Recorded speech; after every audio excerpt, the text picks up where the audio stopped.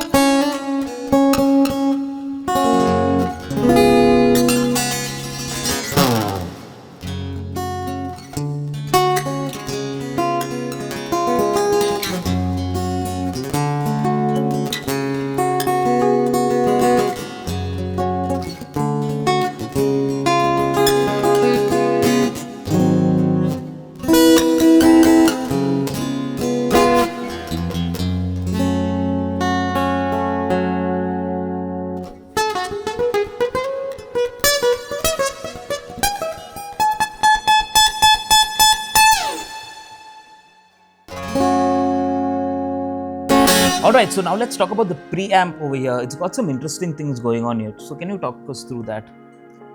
Yeah, so first one is your volume, and it's got enough preamp volume by itself. I was at 12 o'clock and it was pretty there. And 3 o'clock is when you're playing some really silent bits is when I got the volume quite high. Then we have the standard 3-band EQ, bass, middle and treble, and they do really react to the sound. Like when I maxed out the bass, it suddenly sounded like I do have a grand auditorium there. So bass, middle is also quite responsive, and trebly, excessive trebly does take you into the nylon string sort of a sound. But this is probably, you'll have to tell me about this, the BT and the reverb. Yeah, so that's like a Bluetooth control, and more importantly is the reverb. So we have another model of this actually, the NBSG, which comes with an onboard processor or a bunch of effects and things like that. But obviously not every musician requires that, and it gets too complicated and the price. But at the same time, just having one little effect there, just a reverb. Reverb is something that you can have on almost everything. It's a great tool to have with you. And instead of having to dial it in through your processor or through your front of house mix, you have it just here so that you can tweak it on the go in the middle of a song. If you're going to a solo bit or you're going to a slightly fingerstyle bit where you need that little more air for the strings to breathe, you can just dial in the reverb, which is an interesting feature. So you don't have a completely dry signal. You have a little bit of control over that verb there. It's a great sounding reverb, by the way. Absolutely. And I think the last thing that we have here is the headphone. Yes. Right? So, because you can't hear it by itself, it's a silent guitar. Yeah. But you can, even if you're sitting at the airport, you can just plug in your earphones and then just max out the reverb and just get lost in that sound. And it's perfect for that. Absolutely. So, yeah. Airports are a great place to practice because you're doing a lot of waiting there. And so these preamps also, they are obviously powered. These run on 3 AA size batteries. Just pop it open there. And the cool thing about this is you can change the batteries out. So if it ever runs out in the middle of a show or just before your show, just get a bunch of batteries, pop them in, and you're good to go. Now let's talk about the construction. This has got a nice little frame here. It's a block of wood with a frame attached. Varun, what do you think about the strength and the rigidity of just the frame? It's pretty solid. Yeah. This is solid wood. It's not, obviously, like you said, it's not hollow. So the construction is as strong as like what an electric guitar exactly would have, right? So it's there. I really like the fact that they put this the grip on there, grip on there, and it really, once it's set, it's really set. It just adds up to the whole overall comfort of the instrument. The finish is really smooth on this. I believe this is mahogany as well. Yes. Yeah. So we've got that, and I think the truss rod cover is, the truss rod is accessible. Yeah, the truss rod is accessible to the neck. They've kept the headstock. They haven't made it a headless guitar because, I mean, sometimes you just want to have that headstock there to balance out the weight. And I think they've done a really great job with just the overall construction. There's nothing fancy going on. It's just minimalistic and everything is functional. Whether it's the frames, whether it's the main body, the way the preamps are set in, and even if you look at the line out jack, it comes from down here, so it's not in your way and not disturbing your playing in any way. And they've got a little pick guard here that serves multiple purposes. One is you can just rest your fingers on there, and it also just gives it a slightly nice cool look. A little more guitar looking, ways it to just be hollow. Actually, thank God they put it in there, because if you don't have it there, you'll just go through the guitar and punch yourself on the other side. A hollow guitar. Grip here so that solve that problem. Very well built. Yeah. Very well built. So we've taken a look at the construction. Now we were trying to find something that, like a disadvantage or something that doesn't work. Couldn't really find anything because it just serves its purpose really well. If you all have played this guitar, y'all can tell us what were your thoughts on this, or if you want to come and try it out and see for yourself, it's available at the store. Now we're going to take a look at the other silent guitar, which is the Hush I by Donner. Now this has been around for a while, you're probably familiar with it, but we're going to talk about this as compared to the Natasha. So let's go.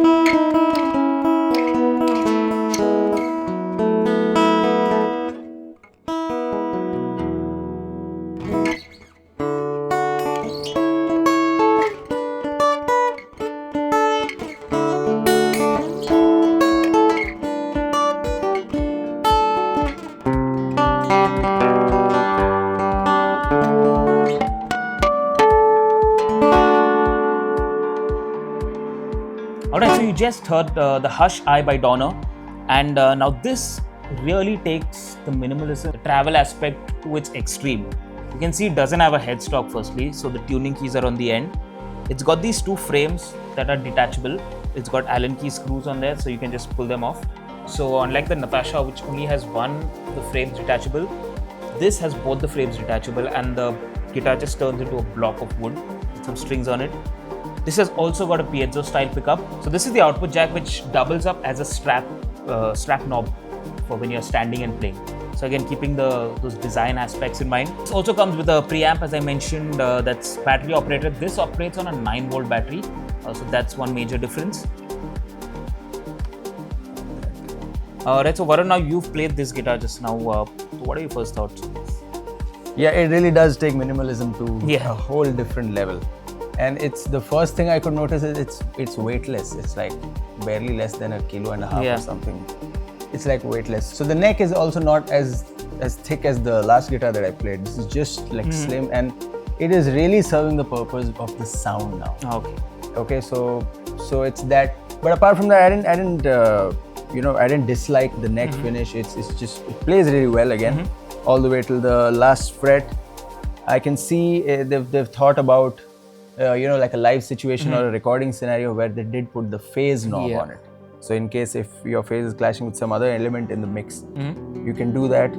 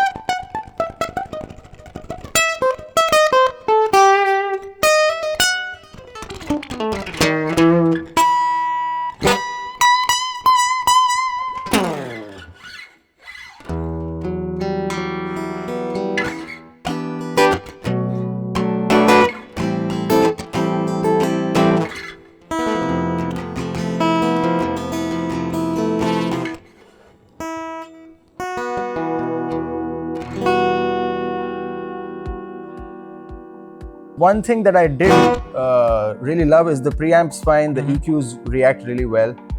I did miss some onboard reverb. Yeah, that's something that because it gives you that classical or that acoustic sort of a sound with the preamp onboard. The only thing that I was missing was the reverb on this. Well, just like the Natasha, even the Hush I has a Pro version called the Hush I Pro, and what this has is an onboard processor, and in that you'll have your delay, reverb, different EQ curves, the whole host of features, and that is obviously for someone who's looking for having full onboard controls. Could it have had just the reverb on this? Maybe, but again, this is a choice made by the company. But what they have given us is an input for an aux, and that means you can connect a backing track to it, whether it's your laptop or anything like that. You can connect that and have it play so that you can practice along to it. Backing track if you're learning songs, what have you. And then of course it has the headphone out, so the same scenario, a silent guitar, and you require to practice it in a silent environment. A lot of people live in dorm rooms these days, they live with roommates, and it's not possible to have like your whole setup, or even having an acoustic guitar sometimes can be a problem. Silent guitars really solve that. Coming to the tuning keys, now this one has its like the traditional headstock, traditional tuning keys, but out here you have the tuning keys on the bottom of the guitar. What that does is, first of all, it decreases the overall length of the guitar because there's no headstock, and it maintains the scale length so that you're not dealing with smaller frets if you're used to a full-size guitar. If you see these tuning knobs, now you might think that how do I tune these? These have no grip. So they have slight grip, but they also have an Allen key socket here. So the way this guitar works is you have an Allen key that dismantles the frames, and the same one can be inserted here to do your tuning. So if you're doing any major tuning, restringing the guitar, it makes it easier. At the same time, if you're fine tuning it, these are incredibly easy to move. They have a slight grip here, but the smoothness of the tuning keys is really incredible. You don't have to put too much force. You can easily just rotate them just a little bit to get that tuning perfect. And while you're playing, it's really easy to just reach down and maybe tweak a few knobs. No, it does really, it does work really well. I could do a drop D just by the fine tuners, yeah. Yep, so that's again a design choice. And another thing to mention is it's got this little hook here, so you can actually hang it up on your wall. I have one of these guitars at home, and it's constantly, I just put a hook up and it's hanging there. I don't even have the frames attached. I just pull it up whenever I feel like and just practice. It's another great thing for guitarists who constantly want to practice and don't have the space to have a guitar in every corner of the room. just something to think about with these minimalistic silent guitars. So on this guitar, we saw the truss rod adjustment here on the headstock. There's no headstock there, but it does have a truss rod. Varun, can you find it? It's definitely not here because you can see the string Yep. ends go here. So it, like an acoustic guitar, it should be somewhere. Okay, so it's here. Absolutely. So how do you open? Do you have to like remove the strings and access it, or? No, the cool thing is you can just slide it off. Okay, gotcha. Oh yeah, there you go. Yep. It's right there. It's right there, truss rod adjustment, really simple. It comes with the truss rod adjuster, that's the Allen key. It really fits in there really conveniently and you can slide it back, no problems. And if you're someone who doesn't want to adjust the truss rod, just tighten the screw and leave it as it is. After we spoke of everything, the preamps and all that, anything that you feel is lacking in this? I mean, I already spoke about the reverb that I wanted to be on board. And that's one of the things. The other thing is, if sometimes, a lot of people are rooted in the guitar, just the regular guitar design. Yeah. Some people do like the truss rod covers here, some people do like the tuning pegs here, and things like that. So if you have to sort of play these guitars with a slightly open mindset that you should not mind. Right. It's just a tool, you get it done, and then you just get back to playing, right? That's your main focus. So you have to sort of have an open mind, because this guitar is giving you what other guitars are not giving you. Exactly. Which is the portability, the feature, the compactness, and the fact that you can take it anywhere and do anything you want. And that sort of thing, right?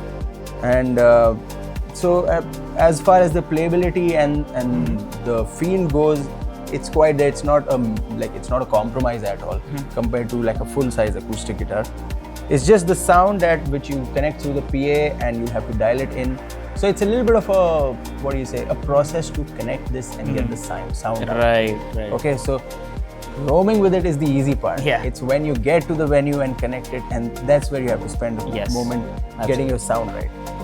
So that's one thing, but I think like, who is it for? It's definitely meant for the traveling musician, but it's also meant for someone who wants a secondary guitar just to have fun. And that guitar, these kind of guitars can really be your best friend, where you're taking them with you on a vacation, even if you have sitting with a friend having a coffee and talking about something, and then you can just try out some ideas. Yeah. Okay, so I would probably put this under the capture the inspiration. So I would really put these two guitars under the capture the inspiration category. Silent guitars, travel size guitars, what they do is they've taken the guitar playing world into the 21st century, into a modern idea.